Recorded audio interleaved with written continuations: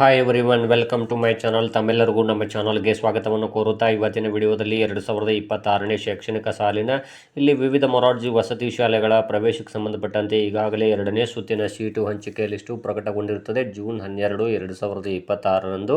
ಇನ್ನು ಈ ವಿದ್ಯಾರ್ಥಿಗಳು ಸೆಲೆಕ್ಟ್ ಆದಂತಹ ವಿದ್ಯಾರ್ಥಿಗಳು ಯಾರಿದ್ರು ತಾವೆಲ್ಲರೂ ಕೂಡ ಅಡ್ಮಿಷನ್ ಮಾಡಲಿಕ್ಕೆ ಲಾಸ್ಟ್ ಡೇಟ್ ಎಷ್ಟು ಅಂದರೆ ಜೂನ್ 20, 2026ರಂದು ಅಂತ ಹೇಳಿದ್ದಾರೆ. ಹಾಗಾದರೆ ಸೆಕೆಂಡ್ ಲಿಸ್ಟಲ್ಲಿ ಆಯ್ಕೆಯಾದಂತಹ ವಿದ್ಯಾರ್ಥಿಗಳು ಅಡ್ಮಿಷನ್ ಮಾಡಿ ಬೇಗನೆ ಅಂತ ತಿಳಿಸುತ್ತಾ ಈಗ ನಮಗೆ ಇಲ್ಲಿ ಕೆಲವೊಂದಿಷ್ಟು ಮಾಹಿತಿಗಳನ್ನು ನಾನು ತಮ್ಮೊಂದಿಗೆ ಶೇರ್ ಮಾಡ್ಕೊಳ್ತೀನಿ. ಏನಂದರೆ ಬಹಳಷ್ಟು ಜನ ಕಮೆಂಟ್ಸ್ಗಳನ್ನು ಮಾಡ್ತಾ ಇದ್ರಿ, ಆ ಕಮೆಂಟ್ಸ್ಗಳಿಗೆ ನಾನು ಆನ್ಸರ್ ಮಾಡ್ತಾ ಇದ್ದೆ. ಆದರೂ ಕೆಲವೊಂದಿಷ್ಟು ಇಲ್ಲಿ ಸಂಪೂರ್ಣವಾದಂತಹ ಮಾಹಿತಿಯೊಂದಿಗೆ ನಾನು ಆನ್ಸರನ್ನು ತಮಗೆ ತಿಳಿಸಬೇಕಾಗುತ್ತೆ. ಆದ್ದರಿಂದ ಇಲ್ಲಿ ಕೆಲವೊಂದಿಷ್ಟು ಜನರು ನಮಗೆ ಇಲ್ಲಿ ನಮ್ಮ ವಿಡಿಯೋಗಳನ್ನು ನೋಡ್ತಾ ಇರುವವರು ಕಮೆಂಟ್ಸ್ಗಳನ್ನು ಮಾಡಿದ್ದೀರಿ, ಅವರಿಗೆ ಇಲ್ಲಿ ನಾನು ಆನ್ಸರನ್ನು ತಿಳಿಸ್ತಾ ಇದ್ದೀನಿ ಕೆಲವೊಂದಿಷ್ಟು ಪ್ರಶ್ನೆಗಳಿಗೆ ಅಂತ ತಿಳಿಸುತ್ತಾ. ಇಲ್ಲಿ ನೋಡ್ತಾ ಹೋಗಿ ಮೊದಲನೇದಾಗಿ ಇಲ್ಲಿ ಒಂದು ಕಮೆಂಟ್ ಬಂದಿದೆ, ಅದೇನು ಅಂತ ತಮಗೆ ನಾನು ಇಲ್ಲಿ ತಿಳಿಸ್ತಾ ಹೋಗ್ತೀನಿ. ಈ ವಿಡಿಯೋಗಳ ಮೂಲಕ ನೋಡ್ತಾ ಹೋಗಿ ಮತ್ತು ಈ ಸಮಸ್ಯೆಗಳು ಅಥವಾ ಈ ಕಾಮೆಂಟ್ಗಳಿಗೆ ತಮಗೆ ಆನ್ಸರ್ ಸಿಗ್ಬೋದು ನಾವು ಕೊಡುವಂಥ ಒಂದು ಉತ್ತರದಿಂದ ಅಂತ ತಿಳಿಸ್ತಾ ಇದ್ದೀನಿ.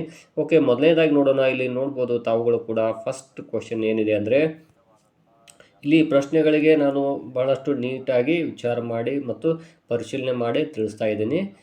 ಹಾಗಾದರೆ ಫಸ್ಟ್ ಕ್ವಶನ್ ಏನು ಅಂತ ನೋಡ್ತಾ ಹೋಗಿ ಇಲ್ಲಿ 89 ಅಂಕಗಳು ಅಂತ ಹೇಳಿದ್ದಾರೆ, 514 ರ್ಯಾಂಕ್ ಮತ್ತು ಕಾಸ್ಟ್ ಥರ್ಡ್ ಬಿ ಇದೆ.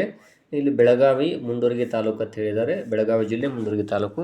ಇಲ್ಲಿ ಇವ್ರದ್ದು ಸೆಲೆಕ್ಷನ್ ಆಗುವುದು ಸ್ವಲ್ಪ ಕಷ್ಟ ಅಂತಲೇ ಹೇಳ್ಬೋದು. ಯಾಕೆ ಅಂತ ಹೇಳ್ತಾ ಇದ್ದೀನಿ, ಇಲ್ಲಿ ಥರ್ಡ್ ಬಿ ಕಾಸ್ಟಲ್ಲಿ ಬೆಳಗಾವಿ ಜಿಲ್ಲೆಯ ಮುಂಡರಗಿಯಲ್ಲಿ ಸೀಟುಗಳೇ ಇಲ್ಲ, ಹಾಗಾಗಿ ಇವ್ರದ್ದು ಸೆಲೆಕ್ಷನ್ ಆಗೋದು ಡೌಟು ಥರ್ಡ್ ಬಿ ಕಾಸ್ಟ್ಗೆ. ಆದರೆ ಇಲ್ಲಿ ಸ್ವಂತ ತಾಲೂಕಿನಲ್ಲಿ ಆಗೋದು ಸ್ವಲ್ಪ ಅನುಮಾನ. ಆದರೆ ಇಲ್ಲಿ ಇವ್ರಿಗೆ ಅವಕಾಶ ಎಲ್ಲಿ ಸಿಗ್ಬೋದು ಅಂದರೆ ನಾನ್ ಲೋಕಲಲ್ಲಿ ಅಥವಾ ಔಟ್ ಆಫ್ ತಾಲೂಕಿನಲ್ಲಿ ಸಿಗ್ಬೋದು ಅಂತ ಹೇಳ್ಬೋದು. ಏಕೆಂದರೆ ಇಲ್ಲಿ ಇವ್ರದ್ದು ರ್ಯಾಂಕಿಂಗ್ 514 ಅಂತ ಹೇಳಿದ್ದಾರೆ. ಇಲ್ಲಿ 128ನೇ ರ್ಯಾಂಕ್ ಇದ್ದವರು ನಾನ್ ಲೋಕಲ್ದವ್ರು ಸೆಲೆಕ್ಟ್ ಆಗಿದ್ದಾರೆ.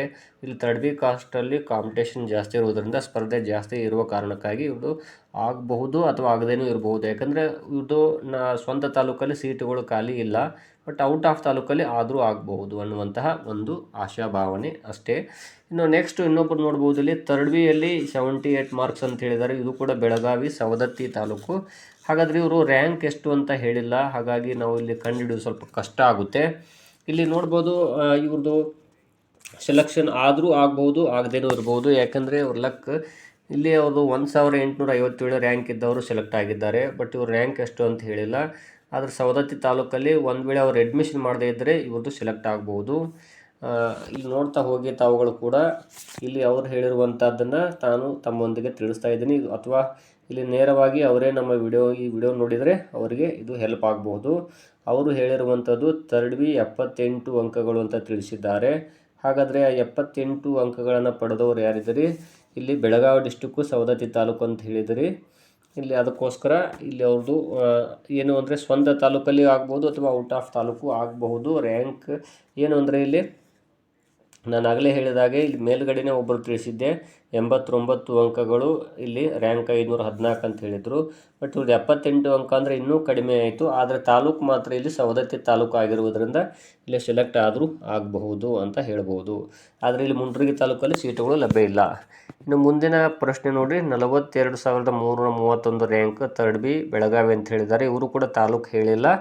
ಇಲ್ಲಿ ಮಾರ್ಕ್ಸ್ ನೋಡಿರಿ, ಇವ್ರದ್ದು 51 ಅಂತ ಹೇಳಿದ್ದಾರೆ. ಸ್ವಲ್ಪ ಇದು ಕಷ್ಟ ಅಂತಲೇ ಹೇಳ್ಬೋದು. 51ನೇ ಅಂದರೆ ಇದು ಮಾರ್ಕ್ಸ್ 51 ಆಗಿರೋದ್ರಿಂದ ಇವ್ರದ್ದು ಸೆಲೆಕ್ಷನ್ ಆಗೋದು ಸ್ವಲ್ಪ ಕಷ್ಟ. ಇನ್ನು ನೆಕ್ಸ್ಟ್ ಪ್ರಶ್ನೆ, ಎಲ್ಲ ವಿಶೇಷ ವರ್ಗದವರು ಆಯ್ಕೆ ಆದರೆ ಉಳಿದ ವರ್ಗದವರು ಏನು ಮಾಡಬೇಕು ಥರ್ಡ್ ಬಿ ಕಾಸ್ಟ್ನವರು ಅಂತ ಕೇಳಿದ್ದೀರಿ. ಆದರೆ ಇಲ್ಲಿ ಯಾವ ರೀತಿ ಇರುತ್ತೆ ಅಂತ ನಾನು ತಮ್ಮೊಂದಿಗೆ ತಿಳಿಸ್ಕೊಡೋದಾದರೆ, ಇಲ್ಲಿ ಪ್ರಾಬ್ಲಮ್ ಇರೋದು ವಿಶೇಷ ವರ್ಗದವ್ರದ್ದಲ್ಲ. ಇಲ್ಲಿ ಸಮಸ್ಯೆ ಇರುವುದು ಏನು ಅಂದರೆ ಶಾಲೆಗಳ ಸಂಖ್ಯೆ ಇಲ್ಲಿ ಬಹಳ ಕಡಿಮೆ ಇರುವ ಕಾರಣಕ್ಕಾಗಿ ಇಲ್ಲಿ ಸೆಲೆಕ್ಷನ್ ಆಗದೇ ಇರಬಹುದು ಅಂತ ತಿಳಿಸ್ತಾ ಇದ್ದೀನಿ. ಯಾಕೆಂದರೆ ಇಲ್ಲಿ ಇಡೀ ರಾಜ್ಯದಲ್ಲಿ 847 ಶಾಲೆಗಳಿದ್ದರೂ ಕೂಡ ಕೆಲವೊಂದು ಕಾಸ್ಟ್ನ ವಿದ್ಯಾರ್ಥಿಗಳಿಗೆ ಸೀಟುಗಳ ಸಂಖ್ಯೆ ಕಡಿಮೆ ಇದಾವೆ ಅಂತಲೇ ಹೇಳ್ತಾ ಇದ್ದೀನಿ. ಯಾಕಂದರೆ ಈಗ ಹೊಸ ತಾಲೂಕುಗಳನ್ನ ಅವರು ಕನ್ಸಿಡರ್ ಮಾಡಿದ್ದಾರೆ. ಮೊದಲೆಲ್ಲ ಏನಿತ್ತು ಅಂದರೆ ಒಂದೇ ತಾಲೂಕು ಇರ್ತಿತ್ತು. ಈಗ ಏನಾಗಿದೆ ಅಂದರೆ ಅದೇ ತಾಲೂಕಿನಿಂದ 3-4 ತಾಲೂಕುಗಳು ಡಿವೈಡ್ ಆಗಿದ್ದಾವೆ. ಹೀಗಾಗಿ ಹೊಸ ತಾಲೂಕುಗಳು ಏನಾಗಿದ್ದಾವೆ ಅಲ್ಲಿ ವಸತಿ ಶಾಲೆಗಳು, ಮೊರಾರ್ಜಿ ಶಾಲೆಗಳು ಕಡಿಮೆ ಇರುವ ಕಾರಣಕ್ಕಾಗಿ ಇಲ್ಲಿ ನಿಮ್ಮ ಮಗ ಅಥವಾ ಮಗಳು ಸೆಲೆಕ್ಷನ್ ಆಗೋದು ಕಷ್ಟ ಅಂತಲೇ ಹೇಳ್ಬೋದು. ಯಾಕಂದರೆ ಎಕ್ಸಾಂಪಲ್ ನಾನು ನಮ್ಮ ತಾಲೂಕಿಂದ ತಿಳಿಸ್ತಾ ಇದ್ದೀನಿ. ನಮ್ಮ ತಾಲೂಕಿನಲ್ಲಿ ಕೇವಲ ಒಂದೇ ಒಂದು ಶಾಲೆ ಇದೆ. ನಾನು ಈಗಾಗಲೇ ಈ ಕುರಿತು ಸಾಕಷ್ಟು ಮಾಹಿತಿ ಇನ್ಫಾರ್ಮೇಷನ್ ತಮಗೆ ಶೇರ್ ಮಾಡ್ಕೊಂಡಿದ್ದೀನಿ. ನಮ್ಮ ತಾಲೂಕಲ್ಲಿ ಒಂದು ಗರ್ಲ್ಸ್ ಸ್ಕೂಲ್ ಇದೆ. ಸುಮಾರು 1200 ವಿದ್ಯಾರ್ಥಿಗಳು ಎಕ್ಸಾಮ್ ಬರೆದಿದ್ದಾರೆ. ಆದರೆ ಸೆಲೆಕ್ಟ್ ಆಗೋರು ಎಷ್ಟು ಜನ ಅಂದರೆ ಕೇವಲ 35 ವಿದ್ಯಾರ್ಥಿಗಳು, ಅದು ಬಾಲಕಿಯರು ಮಾತ್ರ. ಬಾಲಕರು ಔಟ್ ಆಫ್ ತಾಲೂಕು ಸೆಲೆಕ್ಷನ್ ಆಗಬೇಕಾಗುತ್ತೆ. ಆದರೆ ಹೆಚ್ಚು ಅಂಕಗಳು 90ಕ್ಕಿಂತ ಹೆಚ್ಚು ಅಂಕ ಪಡೆದವರು ಮಾತ್ರ ಸೆಲೆಕ್ಷನ್ ಆಗ್ತಾರೆ. ಔಟ್ ಆಫ್ ತಾಲೂಕಿಗೆ ಇಲ್ಲಿ ಯಾವ ರೀತಿ ಕನ್ಸಿಡರ್ ಮಾಡ್ತಾರೆ ಅಂದರೆ 25% ಸ್ಥಾನಗಳನ್ನು ಅವರಿಗೆ ಮೀಸಲಿಡ್ತಾರೆ. ಆದರೆ ಅದು ಹೇಗಿರುತ್ತೆ ಅಂದರೆ ಎಲ್ಲ ತಾಲೂಕು ಸೇರಿಸಿ 25% ಇರ್ತದೆ ಪ್ರತಿಯೊಂದು ವಸತಿ ಶಾಲೆಗೂ. ಹಾಗಾಗಿ ಇಲ್ಲಿ ಸ್ಪರ್ಧೆ ಜಾಸ್ತಿ ಇರುತ್ತೆ, ಬಟ್ ಸೆಲೆಕ್ಷನ್ ಆಗೋದು ಕಷ್ಟ. ಇಲ್ಲಿ ಇದಕ್ಕೆ ಪರಿಹಾರ ನಾನು ಹೇಳೋದಾದರೆ ಇಲ್ಲಿ ವಸತಿ ಶಾಲೆಗಳ ಸಂಖ್ಯೆ ಹೆಚ್ಚಾಗಬೇಕು. ಅಂದರೆ ಹೊಸ ಏನು ತಾಲೂಕುಗಳಿದಾವೆ ಆ ತಾಲೂಕುಗಳಿಗೆ ಇನ್ನೂ 2-3 ಶಾಲೆಗಳಾದವು ಅಂದರೆ ಆವಾಗ ಈ ರೀತಿ ಸಮಸ್ಯೆಗಳು ಆಗೋದಿಲ್ಲ ಅಂತಲೇ ಹೇಳ್ತಾ ಇದ್ದೀನಿ. ನಿಮ್ಗೆ ಗೊತ್ತಿಲ್ಲ ಅನಿಸುತ್ತೆ. ಇನ್ನೊಂದು ಇಂಪಾರ್ಟೆಂಟ್ ವಿಷಯ ಏನು ಅಂದರೆ ಮೊದಲಿನಿಂದಲೂ ಕೂಡ ವಿಶೇಷ ವರ್ಗದವನ್ನು ತೆಗೆದುಕೊಳ್ತಾರೆ. ಅದು ಭಾಳಷ್ಟು ಜನರಿಗೆ ಗೊತ್ತಿಲ್ಲ. ಇದು ಈಗ ಅಧಿಕೃತವಾಗಿ ಅವರಿಗೆ ಎಕ್ಸಾಮ್ ಇಲ್ಲ ಅಂದ್ರೂ ತೊಗೊಳ್ತಾ ಇದ್ದಾರೆ. ಬಟ್ ಮೊದಲಾದರೂ ಎಕ್ಸಾಮ್ ಬರೆದಂಥ ವಿದ್ಯಾರ್ಥಿಗಳನ್ನೇ ತೊಗೊಳ್ತಾ ಇದ್ದರು. ಅದ್ರ ಮಾಹಿತಿ ಇಲ್ಲ ಅಷ್ಟೇ ಜನರಿಗಂತ ಹೇಳ್ಬೋದು. ಇನ್ನು ನೆಕ್ಸ್ಟ್ ನೋಡಿ 46 ಅಂಕಗಳು ಅಂತ ಹೇಳಿದ್ದಾರೆ. ನಂಜನಗೂಡು 2A ಅಂತ ಹೇಳಿದ್ದಾರೆ. ಸ್ವಲ್ಪ ಕಷ್ಟ ಅಂತಲೇ ಹೇಳ್ಬೋದು. ಇಲ್ಲಿ 2A ಆಗಿರ್ಬೋದು, 3rd B ಆಗಿರ್ಬೋದು, ಬಹಳಷ್ಟು ಕಾಂಪಿಟೇಷನ್ ಇರುತ್ತೆ. ಸೊ ಹಾಗಾಗಿ ಆಗ್ಬೋದು, ಸ್ವಲ್ಪ ಕಷ್ಟ ಅನ್ಬೋದು. ಆದರೆ ವಿಶೇಷ ವರ್ಗ ಇದ್ದರೆ ಆಗಬಹುದು. ಇನ್ನು ನೆಕ್ಸ್ಟು ಇಲ್ಲಿ ರಬಕವಿ ಬನಹಟ್ಟಿ ಅಂತ ಹೇಳಿದ್ದಾರೆ. 85 ಮಾರ್ಕ್ಸು. ಇಲ್ಲಿ 1743 2A ಅಂತ ಹೇಳಿದ್ದಾರೆ. ಇಲ್ಲಿ ಕಷ್ಟ ಇದೆ ಅಂತಲೇ ಹೇಳ್ತಾ ಇದ್ದೀನಿ. ಯಾಕಂದರೆ ಇಲ್ಲಿ ಲೋಕಲಲ್ಲಿ ಸೀಟ್ ಇಲ್ಲ. ಅಂದರೆ ನಿಮ್ಮ ಸ್ವಂತ ತಾಲೂಕು ಏನು ಹೇಳಿದರೆ ರಬಕವಿ ಬನಹಟ್ಟಿ ಅಂತ, ಅಲ್ಲಿ ಸೀಟುಗಳು ಇಲ್ಲ. ಹಾಗಾಗಿ ಆಗೋದು ಕಷ್ಟ. ಆದರೆ ನಾನು ಲೋಕಲಲ್ಲಿ ಆದರೂ ಆಗ್ಬೋದು. ಯಾರಾದರೂ ಅಡ್ಮಿಷನ್ ಮಾಡದೇ ಇದ್ದರೆ, ಸೆಕೆಂಡ್ ರೌಂಡಲ್ಲಿ ಸೆಲೆಕ್ಟ್ ಆದಂಥವ್ರು ಯಾರಾದರೂ ಅಡ್ಮಿಷನ್ ಮಾಡದೇ ಇದ್ದರೆ ನಿಮ್ಮ ಮಗುವಿನ ಅಡ್ಮಿಷನ್ ಆಗ್ಬೋದು, ಅಥವಾ 3rd ರೌಂಡಲ್ಲಿ ಸೆಲೆಕ್ಟ್ ಆಗ್ಬೋದು ಅಂತ ತಿಳಿಸ್ತಾ ಇದ್ದೀನಿ. ಬಟ್ ನಿಮ್ಮ ತಾಲೂಕಲ್ಲಿ ಸೀಟುಗಳೇ ಇಲ್ಲ ಅಂದಮೇಲೆ ನಿಮ್ಮ ಕಾಂಪಿಟೇಷನ್ ಅಲ್ಲಿ ಸೀಟೇ ಇಲ್ಲ ಅಂದಮೇಲೆ ನಿಮ್ಗೆ ಯಾವ ರೀತಿ ಆಯ್ಕೆ ಮಾಡ್ತಾರೆ. So but out of taluk ಅಥವಾ ನಾನ್ ಲೋಕಲಲ್ಲಿ ಆದರೂ ಆಗಬಹುದು.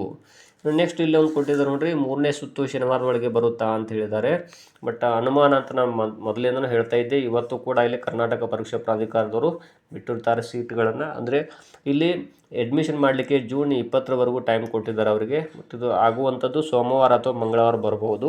ಇಲ್ಲಿ ಇನ್ನೂವರೆಗೂ ಕೂಡ ಕ್ಲಾಸ್ಗಳು ಪ್ರಾರಂಭ ಆಗಿಲ್ಲ. ಯಾಕಂದರೆ ಎಲ್ಲ ವಿದ್ಯಾರ್ಥಿಗಳು ಬಂದ ಮೇಲೆ ಕ್ಲಾಸ್ಗಳು ಸ್ಟಾರ್ಟ್ ಆಗ್ತಾವೆ. ಈಗ ಬಹಳ ಅಂದರೆ ಅವರು ಇಲ್ಲಿ ಸೇತುಬಂಧ ಕ್ಲಾಸ್ಗಳನ್ನು ನಡೆಸ್ತಾ ಇರ್ತಾರೆ, ಅಥವಾ ಈಗೀಗ ಸ್ಟಾರ್ಟ್ ಆಗ್ತಿರ್ತಾವೆ ಪಾಠಗಳು ಅಂತ ಹೇಳ್ಬೋದು. ಬಟ್ ಇಲ್ಲಿ ಸಂಪೂರ್ಣವಾಗಿ ಎಲ್ಲ ಕ್ಲಾಸ್ಗಳು ಪ್ರಾರಂಭ ಆಗಿರುವುದಿಲ್ಲ. ಸೊ ತಾವ್ಯಾರು ಕೂಡ ಟೆನ್ಷನ್ ಮಾಡ್ಕೊಳ್ಬೇಡಿ ಅಂತ ತಿಳಿಸ್ತಾ ಇದ್ದೀನಿ. ಇನ್ನು ನೆಕ್ಸ್ಟು ಚಿತ್ರದುರ್ಗ ಹೊಳಲ್ಕೆರೆ ಅಂತ ಹೇಳಿದ್ದಾರೆ. 2A 48 ಅಂಕಗಳು ಅಂತ ಹೇಳಿದ್ದಾರೆ. ಬಹಳ ಕಷ್ಟ ಅಂತಲೇ ಹೇಳ್ಬೋದು. ನಾನು ಆಗಲೇ ಹೇಳಿದ್ದೀನಿ 2A ಕಾಸ್ಟಲ್ಲಿ ಜಾಸ್ತಿ ಕಾಂಪಿಟೇಷನ್ ಇರ್ತದೆ. ಸೊ ಬಟ್ ಇಲ್ಲಿ ಏನು ಅಂದರೆ ಒಂದು ವೇಳೆ ವಿಶೇಷ ವರ್ಗದವರಾಗಿದ್ದರೆ ಅವರಿಗೆ ಅವಕಾಶ ಇದೆ ಅಂತಲೇ ಹೇಳ್ಬೋದು. ಇನ್ನು 31 ಮಾರ್ಕ್ಸ್ ಅಂತ ಹೇಳಿದ್ದಾರೆ. SC ಇಲ್ಲಿ ಕೋಲಾರ ಮುಳುಬಾಗಿಲು. ಇನ್ನು ನೋಡಬೇಕು, ಚೆಕ್ ಮಾಡಿ. ಯಾಕಂದರೆ ಇಲ್ಲಿ 31 ಮಾರ್ಕ್ಸ್ ಅಂದಾಗ ಅಲ್ಲಿ ಕ್ಯಾಟಗರಿ ಯಾವುದು ಅಂತ ಅವರು ತಿಳಿಸಿಲ್ಲ. ಸೊ ಹಾಗಾಗಿ ನಾವು ಹೇಳುವುದು ಹೇಗೆ ಅಂತ ಗೊತ್ತಾಗ್ತಿಲ್ಲ. ಇನ್ನು ಅಲ್ಪಸಂಖ್ಯಾತರ 3rd ಲಿಸ್ಟ್ ಬಿಡ್ತಾರಾ? ಖಂಡಿತವಾಗಿ ಬಿಡುತ್ತಾರೆ. ಬಟ್ ಇವತ್ತೊಂದು ಮಾಹಿತಿ ಇದೆ, ಅದು ನಾನು ತಮ್ಮ ಮುಂದೆ ತಿಳಿಸ್ತಾ ಇದ್ದೀನಿ. ಯಾಕಂದರೆ 2nd ಲಿಸ್ಟ್ ನಾವು ರಿಮೂವ್ ಮಾಡಿದ್ದಾರೆ. ಯಾಕೆಂತ ಗೊತ್ತಾಗ್ತಿಲ್ಲ. ನಾನು ತಮಗೆ ತಿಳಿಸ್ತೀನಿ ನೆಕ್ಸ್ಟ್ ವಿಡಿಯೋದಲ್ಲಿ. ಇನ್ನು ನೆಕ್ಸ್ಟು ರ್ಯಾಂಕ್ 72,630 ಅಂತ ಹೇಳಿದ್ದಾರೆ. ಬಟ್ ಕಾಸ್ಟ್ ಇಲ್ಲಿ ಹೇಳಿಲ್ಲ ಅವರು. ತಾಲೂಕು ಜಿಲ್ಲೆ ಅಂತ ಅಫ್ಜಲ್ಪುರ ಅಂತ ಹೇಳಿದ್ದಾರೆ. ಬಟ್ ಕಾಸ್ಟ್ ಯಾವುದಂತ ಗೊತ್ತಾಗ್ತಿಲ್ಲ. ಇನ್ನು 51 ಅಂಕಗಳು SC ವಿಜಯಪುರ ಅಂತ ಹೇಳಿದರೆ ಆಗುವುದು ಡೌಟ್ ಅಂತಲೇ ಹೇಳ್ಬೋದು. ಸ್ವಲ್ಪ ಯಾಕಂದರೆ ಎಲ್ಲ ಕಾಸ್ಟ್ಗಳಲ್ಲಿ ಈ ಬಾರಿ ಸ್ಪರ್ಧೆ ಜಾಸ್ತಿ ಇದೆ. ಬಟ್ ಅವ್ರ ತಾಲೂಕು ಯಾವುದಂತಲೂ ಹೇಳಿಲ್ಲ. ಇನ್ನು ಗೋಕಾಕ್ 39 ಮಾರ್ಕ್ಸ್ ಅಂತ ಹೇಳಿದ್ದಾರೆ. ಆದರೆ ಕಾಸ್ಟು ಮತ್ತು ತಾಲೂಕು ಜಿಲ್ಲೆ ಯಾವುದು ಅಂತ ಹೇಳಿಲ್ಲ. ಜಿಲ್ಲೆ ಗೋಕಾಕ್ ಅಂತ ಹೇಳಿದ್ದಾರೆ, ಬಟ್ ಕಾಸ್ಟ್ ಯಾವುದು ಅಂತ ಹೇಳಿಲ್ಲ. ಇನ್ನು ನೆಕ್ಸ್ಟು 51 ಮಾರ್ಕ್ಸು ರಾಯಬಾಗ್ ತಾಲೂಕು ಅಂತ ಹೇಳಿದ್ದಾರೆ. ಬಟ್ ಕಾಸ್ಟ್ ಯಾವುದಂತ ತಿಳಿಸಿಲ್ಲ. ನೆಕ್ಸ್ಟ್ ಸರ್, ಇವಾಗ 3rd ಲಿಸ್ಟ್ ಬರೀ ಸ್ಪೆಷಲ್ ಕ್ಯಾಟಗರಿಗೆ ಇರ್ತದಾ ಅಂತ ಕೇಳಿದ್ದೀರಿ. ಆದರೆ ಇಲ್ಲಿ ಹೋದ ಬಾರಿ ಮಾತ್ರ ಆ ರೀತಿ ಇತ್ತು. 3rd ರೌಂಡಲ್ಲಿ ವಿಶೇಷ ವರ್ಗದವ್ರಿಗೆ ಮಾತ್ರ ಬಿಟ್ಟಿದ್ದರು. ನಾನು ಇದಕ್ಕೆ ಸಂಬಂಧಪಟ್ಟ ಹಾಗೆ ಮಾಹಿತಿ ತಿಳ್ಕೊಂಡು ತಮಗೆ ತಿಳಿಸ್ತೀನಿ. ಇನ್ನು 65 ಅಂಕಗಳು 18,030 ರ್ಯಾಂಕಿಂಗ್ ನಂಬರ್ ಆಗಿರ್ಬೋದು. ಇದು ಬಾಗಲಕೋಟೆ ತಾಲೂಕು ಅಂತ ಹೇಳಿದ್ರೆ 3rd ಕಾಸ್ಟು ಸ್ವಲ್ಪ ಕಷ್ಟ ಅಂತಲೇ ಹೇಳ್ಬೋದು, ಸೆಲೆಕ್ಷನ್ ಆಗುವುದು. ಇನ್ನು ನೆಕ್ಸ್ಟ್ ಬೈಲಹೊಂಗಲ ತಾಲೂಕು 84 ಅಂದರೆ 1905ನೇ ರ್ಯಾಂಕಿಂಗ್ ಇದೆ. ಮಾರ್ಕ್ಸ್ 84 3rd B ಅಂತ ಹೇಳಿದ್ದಾರೆ. ಮೋಸ್ಟ್ಲಿ ಆಗಬಹುದು. ಆದರೆ ಅಲ್ಲಿ ಸೀಟುಗಳ ಸಂಖ್ಯೆನೇ ಕಡಿಮೆ ಇದೆ. ಬಟ್ ಏನಾದರೂ ಔಟ್ ಆಫ್ ತಾಲೂಕು ಆದರೂ ಆಗ್ಬೋದಾ? ಅಥವಾ ಔಟ್ ಆಫ್ ತಾಲೂಕು ಕಷ್ಟ ಅಂತ ಹೇಳ್ಬೋದು. ಯಾಕೆಂದರೆ ಇಲ್ಲಿ ನಾನು ಆಗಲೇ ಫಸ್ಟಿಗೆ ತಿಳಿಸಿದ್ದೆ 89 ಅಂಕ ಪಡೆದವರು 3rd B ಆಗಿಲ್ಲ. ಹಾಗಾಗಿ ಇಲ್ಲಿ ನೋಡಬೇಕು ಬೈಲಹೊಂಗಲ ತಾಲೂಕಲ್ಲಿ ಎಷ್ಟು ಸೀಟುಗಳು ಲಭ್ಯ ಇದಾವೆ ನೋಡಿ ತಿಳಿಸ್ತೀನಿ. ಇನ್ನು ನೆಕ್ಸ್ಟು 2A 77 ಅಂತ ಹೇಳಿದ್ದಾರೆ ಫೀಮೇಲು. ಬಟ್ ಅವ್ರದ್ದು ತಾಲೂಕು ಜಿಲ್ಲೆ ಯಾವುದು ಅಂತ ತಿಳಿಸಿಲ್ಲ. Next rank 59,249. ಇಲ್ಲಿ 45 ಅಂಕಗಳು ಅಂತ ಹೇಳಿದ್ದಾರೆ. ರಾಯಚೂರು ಮಾನ್ವಿ ಅಂತ ಹೇಳಿದ್ದಾರೆ. ಬಟ್ ಇಲ್ಲಿ ಅಲ್ಲಿ ಸೀಟುಗಳ ಸಂಖ್ಯೆ ಕಡಿಮೆ ಇರೋದರಿಂದಾಗಿ ಸ್ವಲ್ಪ ಡೌಟ್ ಅಂತಲೇ ಹೇಳ್ಬೋದು. ಆದರೆ ಆ ತಾಲೂಕು ಮಾನ್ವಿಯಲ್ಲಿ ಎಷ್ಟು ಸೀಟುಗಳು ಲಭ್ಯ ಇದಾವೆ ಇನ್ನೂ ಸ್ವಲ್ಪ ಮಾಹಿತಿ ನೋಡಿ ತಮಗೆ ತಿಳಿಸ್ತೀನಿ. ಧನ್ಯವಾದಗಳು.